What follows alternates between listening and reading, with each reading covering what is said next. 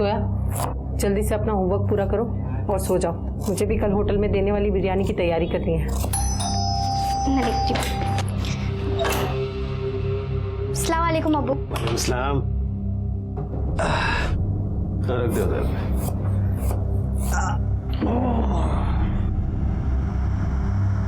वो मैं सोने जा रहा हूँ, मेरे को नींद आ रही है।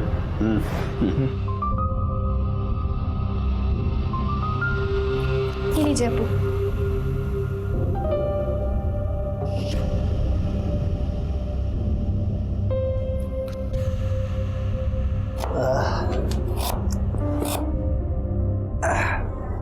फातिमा, वो हमारे सर है ना महेश जी, कल उनको घर पे दावत में बुलाया है। दावत? कैसी दावत? वसीम, तुम्हें पता है ना हमारा तलाक हो चुका है और अभी तक सुलह नहीं हुई, और अभी से तुमने अपने दोस्तों को यहाँ। नहीं हुई तो हो जाएगी ना। हलाला के सिलसिले में मौलाना से बात हुई है ना। 80 साल के बुजुर्ग हैं, तुम्हें ज्यादा परेशानी नहीं होगी। तो क्या करूं? इसके एवज में तुम्हारे दोस्तों को यहाँ दावत खिलाऊं? उसके लिए नहीं, हमारा बाकला बचा रहा है उसके लिए। तुम महेश जी के लिए मटन बिरयानी बना लो, दारू और चखने के लिए चिकन चिल्ली मैं बाहर से मंगवा लूंगा। तो दावत भारी क्यों नहीं दे देते? घर में बच्चे होंगे। दोपहर में बच्चे कहाँ होंगे, और अगर बाहर दावत दूंगा तो लुट जाऊंगा। इसलिए सोच रहा हूँ कि घर में ही सब सस्ते में निपट जाए। क्या बोलती हो? ठीक है, अब जाओ, जाकर मुंह हाथ धो लो, मैं आपके लिए खाना लगाती हूँ।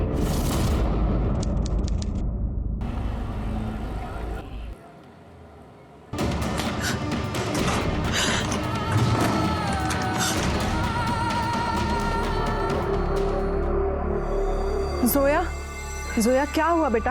रो क्यों रही हो? अम्मी पिछले 2-3 घंटे से रोए जा रही है और मैंने पूछा तो कुछ बताती भी नहीं है। फातिमा, फातिमा, क्या हुआ? तुम क्यों रो रहे हो?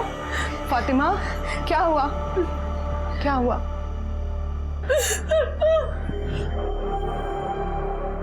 जोया, तुम्हारे ट्यूशन का टाइम हो गया है ना? जाओ बेटा, अभी ट्यूशन जाओ, मैं हूं यहाँ पर, ठीक है? जाओ। फातिमा, अब बताओ क्या हुआ?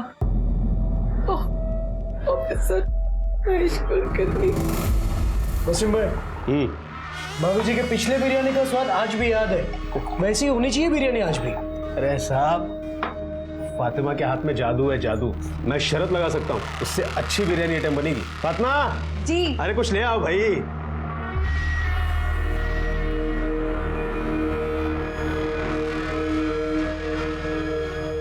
क्या वसीम भाई, सब सूखा सूखा ही खिलाओगे? कुछ चिकन मिकन मंगाओ। अरे मंगाया ना सब, बस अभी आ जाएगा थोड़ी देर में। आप शुरू कीजिए।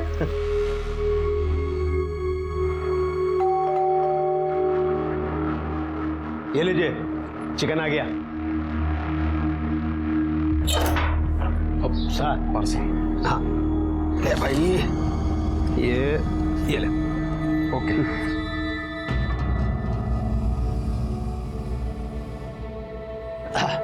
सब बस तैयार करके लेके आए।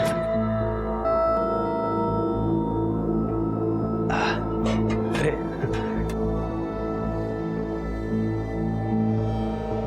ये है ना, अरे खा लो चुपचाप, देख थोड़ी रहा कोई तरफ है। बस बस बस बस। अच्छा ठीक है, और लगेगा तो ले लेना। हा? ये लीजिए सर। ये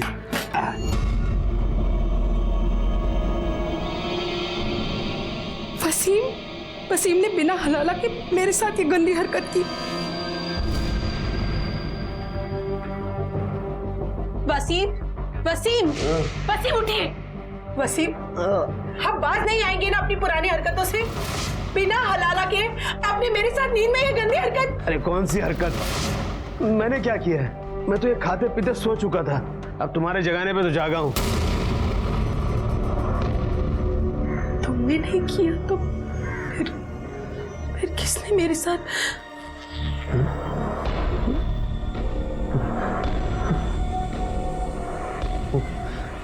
ये हरकत जरूर कभी ने महेश की होगी। फातिमा, मैं तुम्हारे बगल में रहती हूँ, एनजीओ में काम करती हूँ और औरतों के हक के लिए लड़ती हूँ। फिर जब ये सब तुम्हारे साथ हुआ तो तुम मेरे पास क्यों नहीं आई? देखो फातिमा, तुम्हारे साथ जो हुआ है उसे बदला तो नहीं जा सकता, लेकिन जिसने भी तुम्हारा रेप किया है उसे सजा जरूर मिलेगी। हम अभी पुलिस स्टेशन जाएंगे और कंप्लेंट करेंगे, ठीक है? चलो मेरे साथ, चलो पुलिस स्टेशन जाएंगे हम। ओ मैडम, महेश को उसके की सजा जरूर मिलेगी, लेकिन अगर पुलिस में कंप्लेंट की ना तो पूरे एरिया में हमारी बदनामी हो जाएगी। और वैसे भी महेश का हम लोग कुछ नहीं बिगाड़ सकते, बहुत बड़ा आदमी है वो, पैसा है, रुतबा है, सब कुछ है। और हम एक गुजारिश करूं आपसे, आपका ये महिला मुक्ति मोर्चा ना हमारे घर से दूर रखिए, जाइए यहाँ से। वसीम भाई, आप मेरी बात को समझ नहीं समझ रही आपकी बात, आप जाइए यहाँ से, नहीं करनी पुलिस कंप्लेंट। नहीं वसीम, मुझे कंप्लेन करनी है।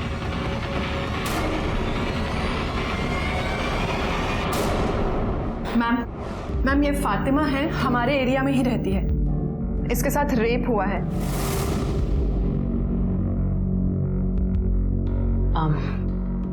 आप जानती हैं उसे? नहीं, मैं नींद में थी, मुझे तो होश भी नहीं था। जब नींद से उठी तो सर भारी भारी लग रहा था। कब हुआ ये और कहाँ? आज दोपहर को मेरे घर पे मेरे शौहर ने एक ऑफिसर को दावत पे बुलाया था। महेश नाम है उनका, महेश कुलकर्णी। दोपहर का खाना खाया,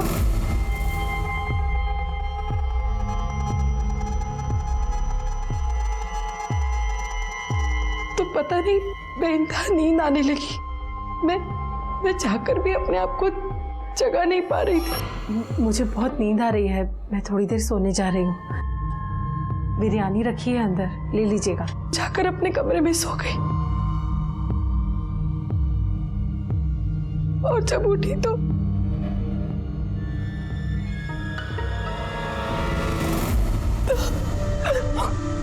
फातिमा, संभालो अपने आप को। फातिमा, ये लो। आपने तो कहा आपके पति उस वक्त आपके साथ थे, तो फिर वो यहाँ कंप्लेंट लिखवाने क्यों नहीं आए? मैडम, हमारा तलाक हो चुका है और वैसे बदनामी के डर से वो कंप्लेंट लिखाने के हक में नहीं है। कमाल है, आपके पति से आपका तलाक हो चुका है, फिर भी उन्होंने एक ऑफिसर को आपके घर पर दावत के लिए बुलाया और आपने उनके लिए खाना भी बनाया। स्ट्रेंज।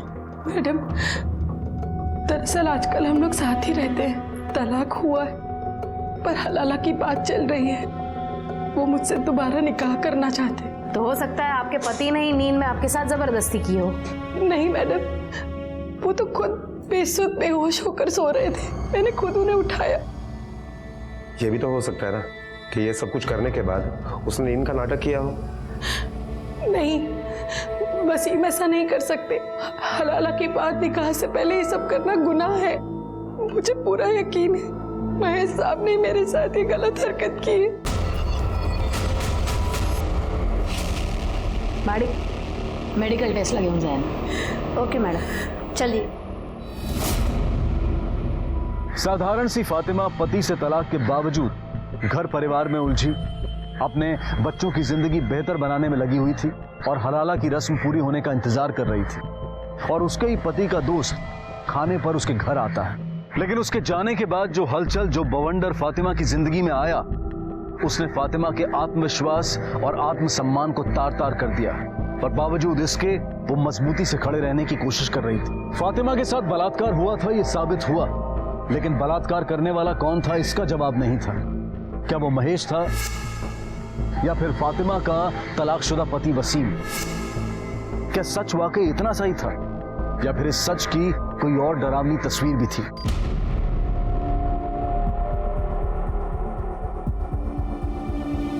ये फातिमा का ही घर है ना? जी, अम्मी का ही है। बेटा, हम मुआवना करने आए, आप थोड़ा वहां खड़े रहना और किसी भी चीज को हाथ मत लगाना।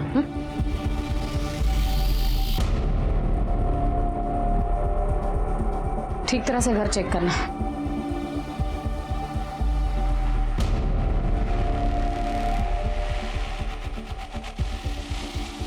मैडम। हाँ। मैडम ये देखिए, इतनी सारी बिरयानी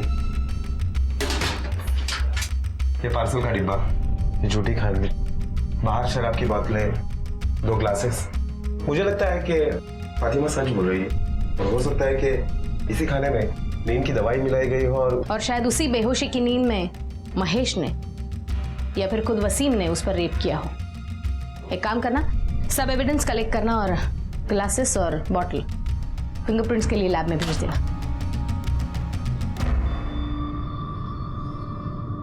अब्बू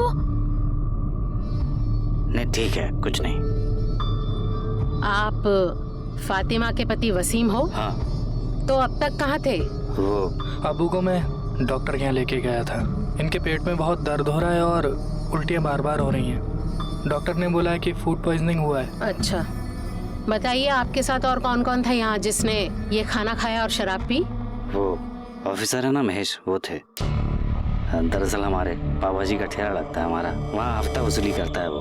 अब ठेला बचाने के लिए ऐसे ही छोटी मोटी दावतें करनी पड़ती हैं उनके लिए, और होटल में ले जाके नहीं खिला सकते, बहुत पैसा लगेगा, इसलिए एक घर में ही कम में कर लेते हैं। अगर मुझे पहले पता होता कि वो फातिमा के साथ ऐसा कुछ करेगा ना। आपको कैसे पता उसने ऐसा किया? आप भी तो हो सकते हैं। देखिए, मानता हूँ कि फातिमा के साथ मेरा तलाक हो गया है, लेकिन वो मेरी बीवी है, और अगर मैंने किया होता तो मेरे खिलाफ कंप्लेन करती ना। पता चलेगा किसने क्या किया और क्या नहीं। पाटिल, इनका मेडिकल टेस्ट कराओ। साहब, वो महेश साहब का क्या है ना, वो सबको ही दुखी करते हैं, सबसे हफ्ता लेते साहब। पर साहब वसीम भाई भी इतने शाने हैं ना, महेश साहब को 1 रुपया नहीं देते थे, पूरा पैसा दारू में उड़ाते थे। पर महेश भी कम चिंती नहीं था साहब, वो बराबर वसीम के पीछे लगा हुआ था। वसीम को स्टॉल बेचना नहीं था साहब, और वो महेश को पैसा भी नहीं दे पा रहा था। पता नहीं वसीम क्या सोच के बैठा था। मैडम, फातिमा और वसीम इन दोनों की मेडिकल रिपोर्ट आ गई है, और इस रिपोर्ट के मुताबिक फातिमा के बॉडी में जो सीमेन पाए गए हैं वो वसीम के सीमेन से मैच नहीं हो रहे। मतलब वसीम और फातिमा के शारीरिक संबंध नहीं हुए? हाँ मैडम, और स्टार्टर में जो इन दोनों ने चिकन चिली खाई थी उसमें नींद की दवाई मिलाई गई थी। दोनों की ब्लड रिपोर्ट में उसके ट्रेसेस पाए गए हैं। जादव, वसीम को पैसों की जरूरत थी, कहीं ऐसा तो नहीं कि पैसों के लिए या फिर महेश का हिसाब चुकता करने के लिए वसीम ने ही अपनी बीवी फातिमा का सौदा किया हो, या फिर महेश की नीयत बिगड़ गई।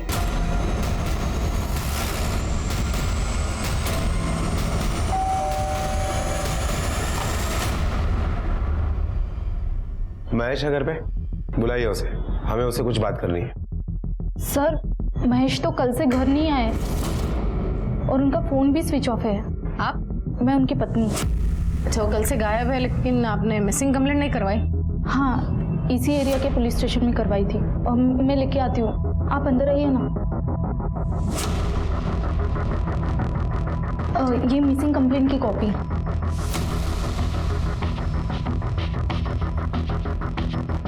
महेश का नंबर दे, और जैसे वो घर पे आता है हमें इन्फॉर्म करना। नंबर है 996711।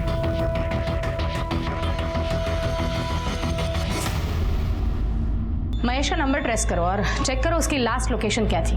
और वसीम ने चिकन चिली कहाँ से ऑर्डर किया था? साजिद के होटल से।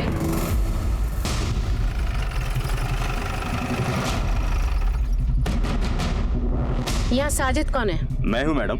आपके यहाँ से फातिमा और वसीम के घर पे 18 तारीख को चिकन चिली गई थी। हाँ, गया था मैडम। आप जानते हैं फातिमा और वसीम को? जानता हूँ। कितनी अच्छी तरह से जानते हो? अब अच्छी तरह से जानता हूँ। फातिमा हर रोज हमारे यहाँ 25 किलो बिरयानी बेचती थी, तो काम का वास्ता हुआ ना मैडम।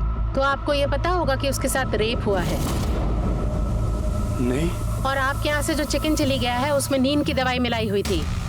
देखिए मैडम, ये सब के बारे में मुझे कुछ भी नहीं मालूम है। कहीं ऐसा तो नहीं आप ही ने मिलाई और बाद में जाके फातिमा के साथ ये हरकत की हो? देखिए मैडम, मैं सच कह रहा हूँ, मैंने कुछ भी नहीं किया है। पाटिल, यहाँ ना मेडिकल टेस्ट सर्टिफिकेट जा। Okay madam. देखिए मैडम, मैं कुछ नहीं किया, मेरी बात जो बोला है उतना ही कर, चल। देखिए सर, मैं कह रहा हूँ मैंने कुछ नहीं किया।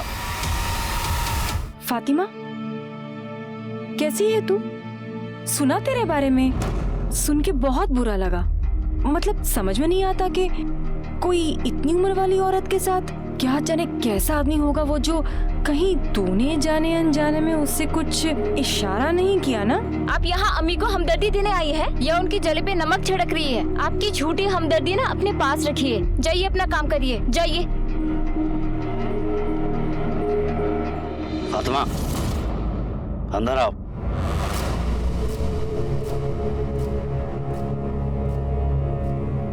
सुन लिया? मिल गया सुकून? अरे ये तो सिर्फ एक औरत थी, बाहर मोहल्ले में निकलोगी ना तो हर तरफ यही बातें हो रही हैं। अरे मैं कह रहा हूँ तुमसे कि कंप्लेंट वापस ले लो। उस महेश से ना तो अपनी तरफ से निपट लूंगा मैं। वसीम, बात तरीके की या बदला लेने की नहीं है, बात इंसाफ की है और उसके लिए कंप्लेन करना जरूरी था। इंसाफ क्या इतनी आसानी से मिल जाएगा तुम्हें? रोज पुलिस स्टेशन के चक्कर, कोर्ट कचहरी के चक्कर काटने पड़ेंगे ना, तब पता चलेगा तुम्हें। मैं कह रहा हूँ कंप्लेंट वापस ले लो। नहीं वसीम, मैं कंप्लेंट वापस नहीं लूंगी। फातिमा जी, आप साजिद के रेस्टोरेंट के लिए बिरयानी सप्लाई करती हैं ना? जी। ये साजिद कैसा आदमी है? मतलब आपके साथ जो हुआ है वो कर सकता है?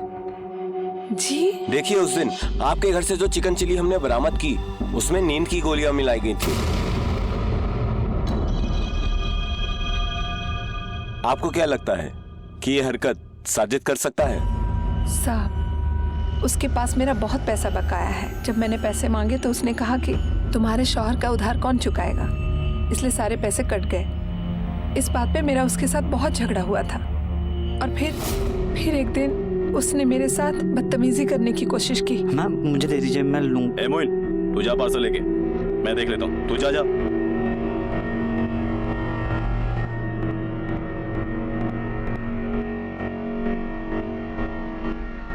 दाद देता हूँ आपकी हिम्मत का। कैसे कर लेते हैं ये सब आप अकेले? अरे वसीम जैसे शौहर पे तो लानत है, सारा बोझ आपके कंधे पे डाल दिया उसने। देखिए, मुझे आपसे बहुत हमदर्दी है। आप अपने आप को अकेला मत समझिए, मैं हूं आपका अकेलापन दूर करने के लिए। तुम्हें कभी किसी चीज की भी जरूरत पड़े मेरे पास आ जाना, ठीक है?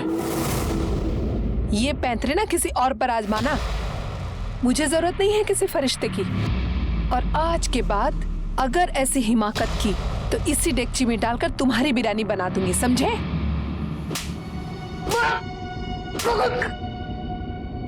अरे वसीम ने तुझसे पैसे उधार लिए थे और वो तुझे वो रिटर्न नहीं कर पा रहा था, तो वो पैसे वसूलने के लिए तूने उसकी बीवी फातिमा के साथ गलत हरकत करनी चाहिए। लेकिन जब उसने इनकार किया तो जबरदस्ती तूने उसके ऊपर अपनी मर्दानगी साबित की, है ना? खुदा कसम साहब, कोई माजरा नहीं था। फातिमा को गलतफहमी हो गई थी, मेरी हमदर्दी को वो गलत समझ बैठी। उसने इतराज किया ना, उसके बाद से तो मैंने उसकी मदद करनी ही छोड़ दी। मैं सच कह रहा हूँ। तेरी हमदर्दी का लेवल तो हम लोग बाद में पता कर लेंगे, पहले बता महेश के साथ तेरा क्या वास्ता था? महेश भाई से मेरा कोई वास्ता नहीं है। अच्छा ठीक है, बता फातिमा के घर उस दिन चिकन चिली का पार्सल लेकर कौन गया था? पार्सल? हाँ, वो मेरा डिलीवरी बॉय है ना, मोइन। मैं पार्सल लेके गया था मैम, पर मैंने कुछ नहीं किया। पार्सल में नींद की दवाई तूने अपनी मर्जी से मिलाई थी या फिर वसीम, साजिद या महेश के कहने पर? मैंने कुछ नहीं, मैंने कोई दवाई नहीं मिलाई साहब। पाटिल, मेडिकल टेस्टसाठी घेऊन जायला। मर्जी से मिलाई थी या फिर वसीम, साजिद या महेश के कहने पर? मैंने कुछ नहीं, मैंने कोई दवाई नहीं मिलाई साहब। पाटिल, मेडिकल टेस्टसाठी घेऊन जायला। हो मैडम। जादव, महेश का हाथ लगना बहुत जरूरी है। शायद वही बता सकता है कि खाने में नींद की दवाई किसने मिलाई। मैडम, जब हमने वसीम के स्टॉल के आसपास के लोगों से पूछताछ की तो पता चला है कि वसीम महेश के पैसे नहीं लौटा पा रहा था, इसलिए महेश ने उसे एक ऑप्शन दिया था कि वो अपने सारे स्टॉल महेश के नाम पे कर दे। हो सकता है कि इस सिचुएशन में महेश और वसीम इन दोनों ने ही मिलकर ये प्लानिंग की हो सकता है शायद महेश और वसीम में से किसी एक ने नींद की दवाई खरीदी हो। पता करना आसपास के एरिया में जितने भी मेडिकल स्टोर्स हैं उसमें से पिछले 4-5 दिनों में किस किस ने नींद की दवाई खरीदी है। Okay madam. हाँ बोल। ओके मैडम, महेश का मोबाइल का लोकेशन डोंगरी चाल के आसपास एक्टिवेट हुआ है, तो उठा लो उसे।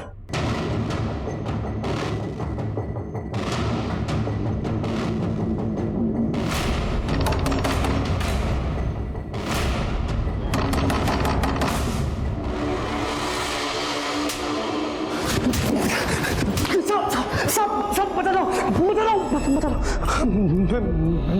मैं मानता हूँ मैं वसीम के यहाँ खाने पे गया था, लेकिन मैंने उसकी बेबी का रेप नहीं किया। मुझे कुछ नहीं पता। तो सिर्फ तेरे खाने में नींद की गोली क्यों नहीं थी? वो वसीम मुझे फंसाने की कोशिश कर रहा है। उस दिन स्टार्टर खा के मैं चुपचाप चला गया था वहां से। उसके बाद क्या हुआ मुझे कुछ नहीं पता। तुझे कुछ नहीं पता तो तू गायब क्यों हुआ था? फोन क्यों बंद था तेरा? वो उस दिन में ही वसीम ने मुझे शराब पिलाई थी। 2 पेग होने के बाद ही मेरा सर दर्द करने लगा, इसलिए मैं वहां से मेरे ससुर का डोंगरी में घर है वहां चला गया था। खाली है वो घर और उसकी एक चाबी मेरे पास है। वहीं पे था मैं, चार्जर नहीं था, फोन बंद पड़ा। दूसरे दिन मैं उठा तो मेरा फोन स्विच ऑफ था। नया चार्जर लेके फोन चार्ज किया, तब मुझे घर से ये बात पता चली कि ये सब हुआ है। इसलिए डर के मारे मैंने फोन बंद कर दिया और वही डोंगरी में छुपा रहा। मैंने कुछ नहीं किया। मार्टिन, मेडिकल टेस्ट लगे मुझे। हो मैडम, चल। मैडम, महेश के कॉल रिकॉर्ड के हिसाब से उस दिन वो वसीम के घर पे 2:30 बजे तक था और उसके बाद 5 किलोमीटर दूर वो चाली में था। वो 3 दिन तक वहीं था। कहीं ऐसा तो नहीं कि महेश के जाने के बाद किसी और ने ही ये रेप किया हो सकता है, लेकिन महेश के मेडिकल रिपोर्ट्स आने तक कुछ नहीं कहा जा सकता। अगर महेश का सीमन और फातिमा के बॉडी पे मिला हुआ सीमन मैच होता है और डोर पे महेश के फिंगरप्रिंट्स मिलते तो डेफिनेटली रेप महेश ने किया है। लेकिन ये सब महेश के रिपोर्ट्स आने के बाद, तब तक if and buts, get the reports. Okay ma'am.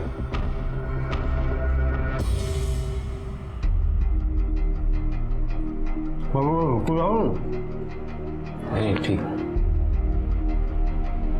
भाभी, मैं अंदाजा लगा सकता हूँ कि आपकी क्या हालत है, पर वही तो हमेशा मुंह लटका के बैठे रहती। इसकी वजह आप हैं भाईजान। ना तो आप महेश को घर पे बुलाते, ना ये हादसा होता। उसको बुलाने की वजह तुम जानते हो ना सलीम। अरे जान खा के रखा था उसने मेरी। सोचा एक बार में बुला के सारा मामला रफा दफा कर देता। और वैसे भी मैं इसे छोड़ तो नहीं रहा हूं ना, पर ये कंप्लेंट करके ना। ठीक किया इन्होंने, बिल्कुल सही किया। तो भाभी आपको घबराने की कोई जरूरत नहीं है। हम महेश को सजा दिलवा के रहेंगे। उससे क्या होगा? इसकी इज्जत वापस आ जाएगी। भाईजान, आप जरा सोच समझ के बोला कीजिए। आपको भाभी का सहारा बनना चाहिए और आप उल्टा उन्हीं के खिलाफ हैं। भाभी, हम ही केस ऊपर तक लड़ेंगे। महेश होगा बड़ा आदमी, पर ये आपका हक है, आपको इंसाफ मिलेगा। ठीक है, तुम लोगों को जो करने का ना वो करो, लेकिन ये महेश मेरे को नजर आ गया ना, वहीं के वहीं मार डालूंगा, उसके जान ले लूंगा उसके। भाईजान, हमें लड़ाई कानूनी तरीके से लड़नी चाहिए, आपकी तरह नहीं। मैडम, फिंगरप्रिंट्स की रिपोर्ट आ गई है।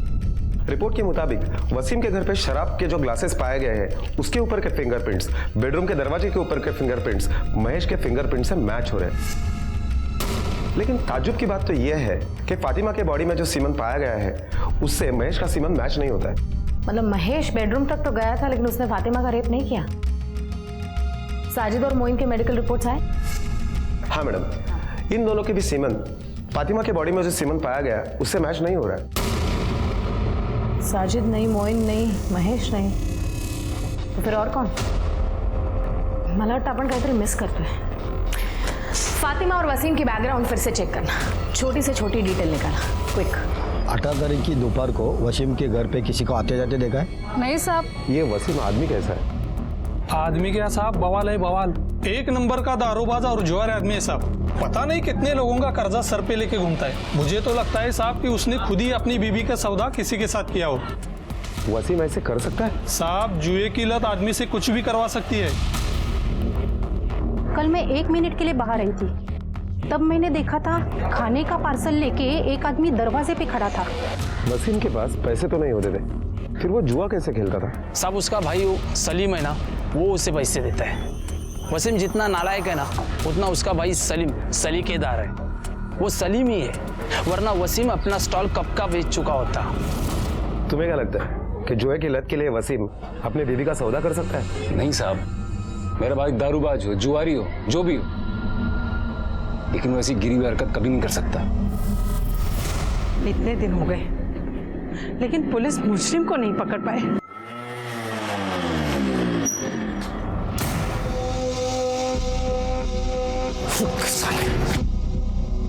वसीम भाई, तुम मुझे जानबूझ के फंसा रहे हो, क्यों?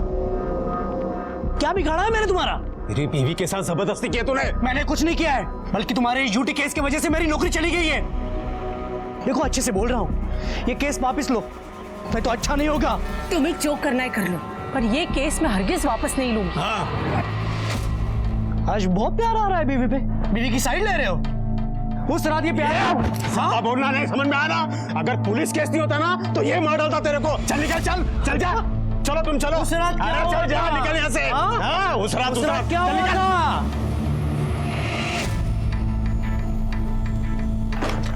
वसीम, वो किस रात के बारे में बात कर रहा था? क्या बात कर रहा था वो? तुम अब भी उसी बात पर क्यों? उसे उसके की सजा मिलने वाली है, इसलिए पागल हो गया है वो, कुछ भी बकवास कर रहा है। नहीं वसीम, कुछ बात तो है। कुछ दिनों पहले तक तुम हलाला करने के लिए मेरी जान के पीछे पड़े थे, और जब से ये हादसा हुआ है तब से तुम हलाला का जिक्र तक नहीं करते। तुम मुझसे निकाह करना चाहते हो ना? तुमसे निकाह कौन करेगा अभी, वो भी ये हादसा होने के बाद? क्यों? हलाला चल सकता है तो हादसा क्यों नहीं? बिल्कुल नहीं चल सकता, क्योंकि वो एक रस्म है और ये एक बदनुमा धब्बा। कितने दोगले इंसान हो तुम। मैं क्या तुम? मुझे तो लगता है ये तुम्हारी ही साजिश है। निकाह करने की बहुत जल्दी थी ना तुम्हें, इसलिए तुमने ये सारा तमाशा किया है। वसीम, तुम मेरे बारे में ऐसी सोच रखते हो? इतनी मैं गलत हूं मैं? तुम क्या हो, कैसी हो, ये आज मुझे पता चला। बात करते। बदनामी लोगों की नजरों में सवाल फातिमा को भेद रहे थे।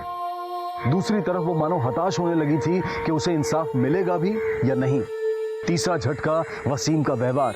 वो उस घिनौने जुर्म की जिम्मेदारी उसी के सर पर डालना चाहता था। वसीम को लेकर फातिमा पहले से ही असहज थी और महेश की उस रात वाली बात उसके दिलो दिमाग में घर कर गई थी।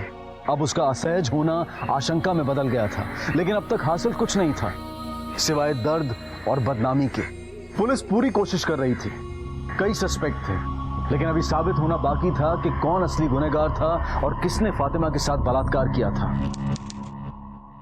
एक तो आप मुजरिम का पता नहीं लगा पा रहे हैं, ऊपर से इसे बार बार पुलिस स्टेशन बुलाकर परेशान कर रहे हैं। आखिर चल क्या रहा है? मैडम आप प्लीज शांत हो जाइए। हम हमारी तरफ से पूरी कोशिश कर रहे हैं और हमें इनसे बात करने दीजिए।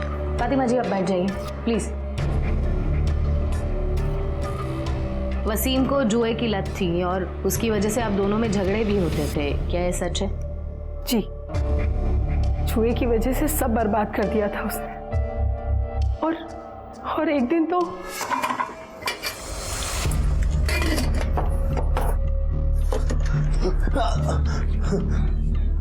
ये क्या कर रहे हैं आप? ये पैसे मैंने जोया और इमरान की पढ़ाई के लिए जमा किए, ना कि आपका जुआ खेलने के लिए। दीजिए मुझे, दीजिए मुझे पैसे दीजिए। अरे हट, अरे हट, रुकिए, पैसे दीजिए मुझे। छोड़ बोला ना। दीजिए, आप पैसे दीजिए। मैं मर मर के पैसे जमा कर रही हूँ और आप निकलिए मेरे घर से, निकलिए। ये तहजीब सलीका सब भूल गई है क्या? नहीं जाऊंगा इधर से। ज्यादा बकवास की ना तो उठा के। भाईजान क्या कर रहे हैं आप? आप चलिए यहाँ से। अरे आप आइए मेरे साथ, छोड़िए, चलिए। इमरान तू उनके साथ मत जा, वो तेरी जिंदगी भी अपनी तरह बर्बाद कर देंगे। इमरान, इमरान मेरी बात सुन इमरान। और उसके बाद वसीम ने मुझे तलाक दे दिया। तो वो घर वापस कैसे आया? वो फौरन वापस नहीं आया था। जब उसे पैसे की किल्लत होने लगी तब उसे मेरी याद आई। औलाद का वास्ता देकर मजबूर किया, मिन्नती की, माफी मांगी, साथ रहने की जिद करने लगा, पर मैं उस पर भी राजी नहीं हुई। और एक दिन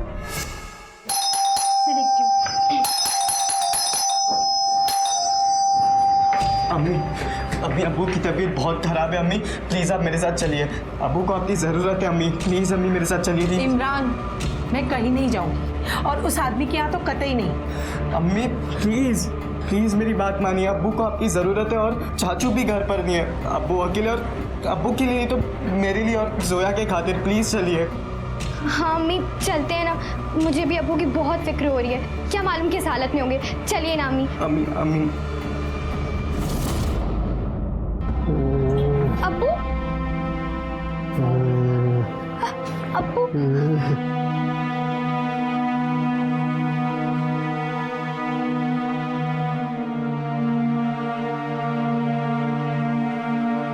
इमरान, ठंडा पानी और कपड़ा लेकर आ।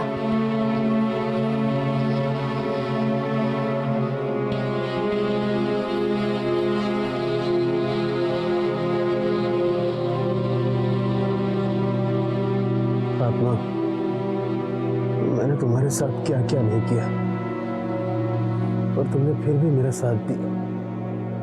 मैं अपने किए पे शर्मिंदा हूँ फातिमा, मुझे माफ कर दो। वसीम, अब कुछ नहीं हो सकता। हो सकता है फातिमा। मैं वादा करता हूँ मैं सुधर जाऊंगा। मैं जुआ नहीं खेलूंगा, मैं शराब भी नहीं पीऊंगा। बस एक मौका दे दो मुझे। मैं जानती थी उनकी जुआ खेलने की लत कभी नहीं जाएगी, वो कभी नहीं सुधरेंगे, इसीलिए मैं उनसे सुलह नहीं कर रही थी। पर एक दिन मुझे महसूस हुआ कि मुझे शौहर की जरूरत हो ना हो, जोया को बाप की जरूरत है। उसके बाद मैंने फैसला किया कि मैं अपने लिए नहीं पर अपनी औलाद के लिए वसीम को एक मौका जरूर दूंगी। इसीलिए पिछले 6 महीने से हम साथ रह रहे हैं और वसीम में तब्दीली आई भी। उसकी जुए की लत छूटने लगी, एक जिम्मेदार शौहर और बाप होने की कवायद करने लगा। पर फिर एक दिन ये मनहूस दिन आ गया जिस दिन मेरे साथ पर कुछ दिनों से उसका बर्ताव बहुत अलग है। पहले तो वो हमेशा निकाह और हलाला की बात करता था, लेकिन आजकल नजरअंदाज करता है। शायद महेश ने मेरे साथ ऐसा किया इसलिए। महेश ने आपके साथ कुछ नहीं किया, सबूत है हमारे पास। फिलहाल आप जा सकती है, केस में कुछ डेवलपमेंट हुआ तो definitely I will get back to you. चलो फातिमा, चलो।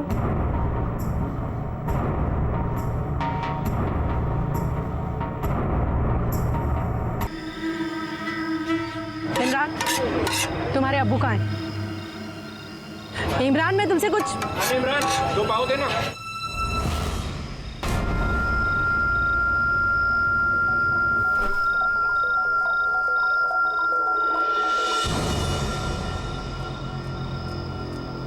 वसीम, पुलिस ने मुझे बताया कि महेश बेकसूर है, उसने कुछ नहीं किया। असली मुजरिम कोई और है। महेश ने ये तो फिर दूसरा कौन हो सकता है? ये तो तुम ज्यादा अच्छे से जानते होंगे ना, क्योंकि चिकन चिली तुमने मंगवाया था और उसमें नींद की दवाई थी। तुम कहना क्या चाहती हो? यही कि कहीं ये सब तुम्हारे इशारे पर तो नहीं हुआ? क्या पक रही हो तुम? वक्त नहीं रही हो वसीम। तलाक के बाद भी तुमने 2 बार मेरे साथ जबरदस्ती की, तब मैं कुछ नहीं बोली, लेकिन अब बर्दाश्त नहीं करूंगी। अगर इस सब में तुम्हारा हाथ हुआ ना तो मैं तुम्हें छोड़ूंगी नहीं। मैडम, पता चला है कि वसीम जिन लोगों के साथ जुआ खेलता था उनके नाम है महेश, साजिद और चाल का मालक संपतराम। मैडम, और एक बात पता चली है, ये वसीम जिस एरिया में रहता है उसी एरिया में एक जावेद नाम का चरसी आदमी रहता है। ये सब लोग मिलकर उसके घर पर ही जुआ खेलते हैं। मैडम, मोहिना और साजिद के मोबाइल लोकेशन आ गए। उसके मुताबिक मोहिन का मोबाइल लोकेशन 4 मिनट के लिए वसीम के घर पे एक्टिवेट था। उसके बाद पूरा दिन होटल में था। अच्छा, मतलब वो वहाँ पर रुका नहीं? नहीं मैडम। और साजिद?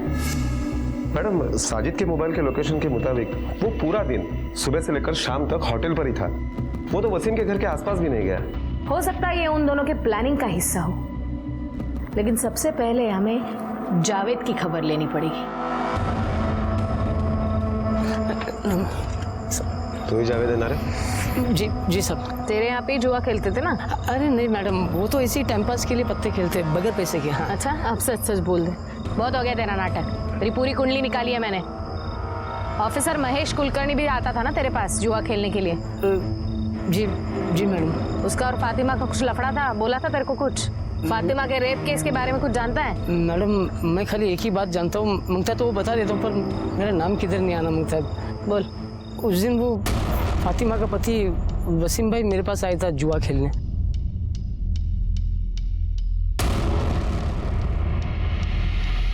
सलीम? सलीम भी जुआ खेलता है? जी जी।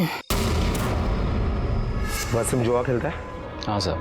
और तुम? मुझे ये सब पसंद नहीं है, इसलिए कभी नहीं खेलता। सलीम ने हमें झूठ क्यों बताया कि वो जुआ नहीं खेलता? और कौन कौन था?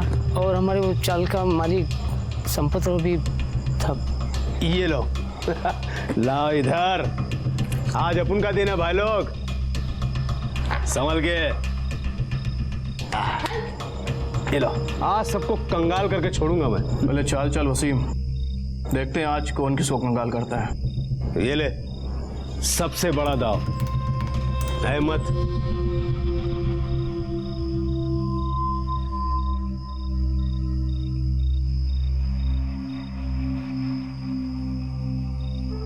ये मेरा। क्या हुआ वसीम भाई, आज आपका दिन बहुत जल्दी खत्म हुआ? अभी नहीं, आखिरी दाव तो खेलूंगा। अबे दाव पे लगाने के लिए बचा ही क्या है जो तू खेलेगा?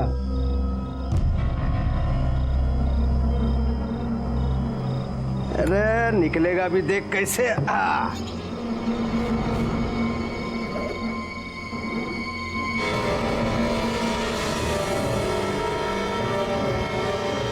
वो उस दिन वसीम भाई तैश में आकर फातिमा भाभी को दाव पे लगा दिया। अरे भाईजान आप ये क्या कर रहे हैं? ये भाभी का फोन। अरे चुप कर सलीम, अगर मैं जीता तो सारा माल मेरा, और अगर तुम में से कोई भी जीता तो मेरी बीवी के साथ एक रात। कौन जीता था? वो हमारे चाल का मालिक संपत राव।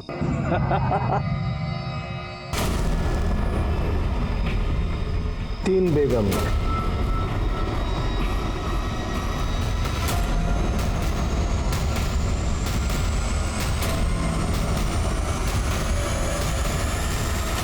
कब की बात है? ये कोई तकरीबन 6 महीना पहले। ठीक है, तू जा, कुछ लगा तो वापस बुला लेंगे। जी जी। मैडम 6 महीने पहले तो ये वसीम और फातिमा साथ में भी नहीं रहते थे, और उसके बावजूद भी वसीम ने फातिमा को दाव पे लगा दिया। एक काम करो, संपत राव को बुला लो। वसीम ने जुए में फातिमा को दाव पर लगाया था और वो बाजी तू जीता था। बोल इसके बाद क्या हुआ? बक। मैंने और वसीम ने एक प्लान बनाया था। बोल, कब आऊं फातिमा के साथ रात गुजारने? संपत भाव, थोड़ा टाइम लगेगा, तो क्या है ना, पहले फातिमा का भरोसा जीतना पड़ेगा मुझे, वरना तुम्हें तो क्या, मुझे भी घुसने नहीं देगी वो। औरत को मजाक समझ कर रखा है? हाँ, मजाक समझ कर रखा है औरत को? नहीं मैडम, मतलब हमने दारू पी और दारू पी के ये सब किया। ये बलात्कार का प्लान बनाया? बलात्कार का कब बनाया? कैसे बनाया? और कितना बेवकूफ बनाएगा तू? 6 महीने हो गए जुए में जीते, घर कब बुलाएगा? एक काम कर, कल दोपहर को आ जा। पक्का? फातिमा कोई नाटक तो नहीं करेगी ना? तो मेडिकल वाला वो मेरा दोस्त है, उससे दवा लेके साजिद की दुकान पे भेज दूंगा, वो चिकन चिल्ली में मिला के घर भेज देगा, मैं उसको खिला। उसके बाद अगले दिन मैं वसीम के उधर गया था, लेकिन घर के अंदर नहीं गया। क्यों नहीं गया? क्योंकि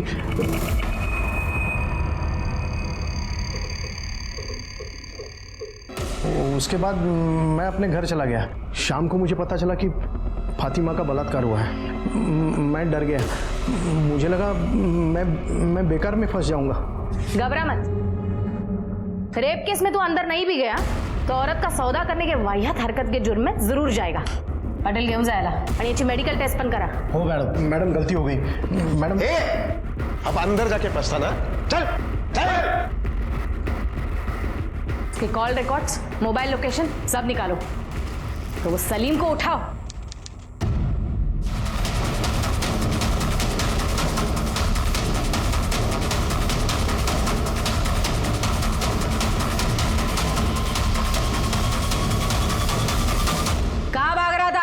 मैं भाग नहीं रहा था मैडम, मैं तो कुछ जरूरी काम से जा रहा था। अच्छा, अब कहीं जाने की जरूरत नहीं है तुझे। तेरे खिलाफ सबूत है हमारे पास, संपत राव ने सब बता दिया है। उस दिन दोपहर को तू फातिमा के घर पर गया था और 5 मिनट से ज्यादा टाइम रुका था। एक बार तेरे रिपोर्ट सारे दे, फिर दूध का दूध पानी का पानी हो जाएगा। कहीं जाने की जरूरत नहीं पड़ेगी, सीधा अंदर बोल। सीधे से बताएगा कि फटके दो। नहीं बता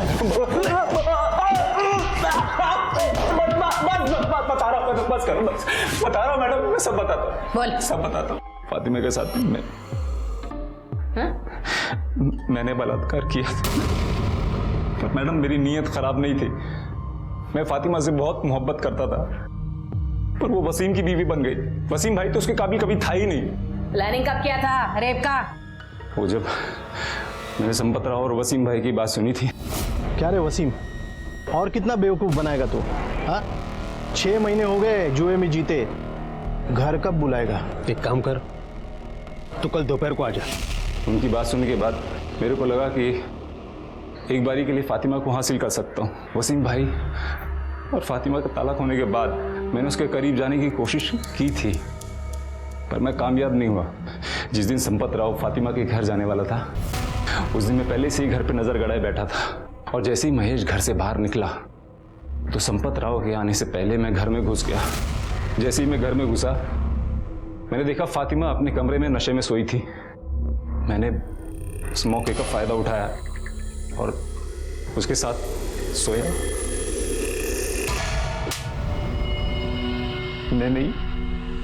मैंने वसीम भाई को जुआरी बनाया। उसको जुआ खेलने के लिए पैसा देता था, ताकि वो शराब और जुए की लत में हमेशा उलझा रहे और उसका स्टॉल और फातिमा को मैं हासिल कर लूं।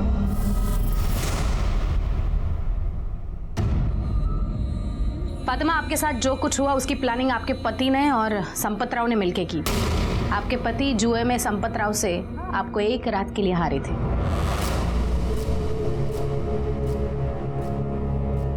वसीम, तुमने ये क्यों किया?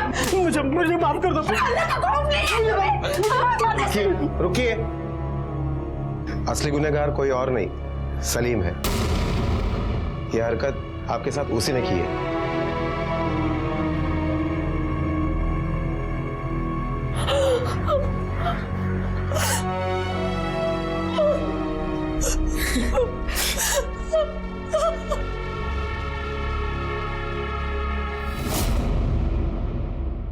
सलीम ने अपनी बुरी मंशा को मोहब्बत का नाम दिया।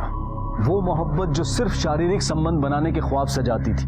उसने फातिमा को इंसान नहीं समझा, बल्कि सिर्फ दिल खुश करने और अपनी नीच ख्वाहिश को पूरा करने की एक वस्तु मान लिया था। वसीम इससे भी कई दर्जे नीचे था, जिसके लिए फातिमा सिर्फ एक मुनाफे की चीज थी। इनके अलावा संपत राव, साजिद, महेश, ये सब समाज के वही किरदार हैं जिन्हें औरत सिर्फ शरीर का सुख भोगने की एक चीज लगती है। फातिमा इनसे लड़ी, लोगों के तानों के बावजूद डट कर खड़ी रही और इंसाफ का अपना हक लेकर रही। बेशक कड़े कानूनों की जरूरत है, लेकिन उसके साथ साथ समाज में औरत के प्रति पुरुष की मानसिकता बदलने की भी उतनी ही जरूरत है। इसी विचार के साथ अब मैं अनूप सोनी आपसे विदा लेता हूं। फिर मुलाकात होगी अगले एपिसोड में एक और चौंका देने वाले केस के साथ। तब तक अपना और अपने परिवार का ख्याल रखें और देखते रहें क्राइम पेट्रोल सिटी क्राइम्स। सबक एक को, सीख हम सबको। जय हिंद।